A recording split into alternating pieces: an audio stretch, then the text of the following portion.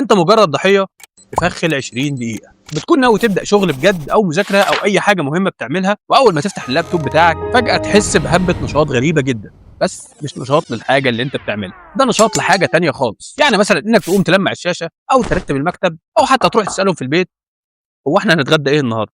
ايه بقى الموضوع؟ مخك بيكره المجهود الذهني اللي بيحرق طاقه، فاول ما تبدا تركز في حاجه مهمه بيبدا يبعت اشارات لجسمك علشان يشتتك باي حاجه تانية تافهه بس تكون مريحه. السر بقى في ال 20 دقيقه الاولى، لان دي منطقه الحرب بين ارادتك وبين مركز المشاعر في دماغك، فمخك هنا بيحاول يهرب من وجع التركيز باي مكافاه سريعه، زي انك والله هتفتح ريل واحده بس وبعدين تكمل مذاكره، او ترد على رساله تافهه ما كانتش فارقه معاك اصلا من ساعه. فلو قدرت تثبت مكانك في اول 20 دقيقه دول، مخك هيدخل في حاله اسمها الفلو ستيت، وساعتها الشغل اللي كان بياخد ساعات هياخد دقايق بس، وهتعمله وانت مستمتع كمان. فالمشكله الحقيقيه مش في الشغل او المذاكره، المشكله في ال 20 دقيقه اللي مخك بيضحك عليك فيهم علشان يهرب من المجهود. فانت مش فاشل، انت محتاج بس تعدي اول 20 دقيقه دول علشان تعدي في سلام.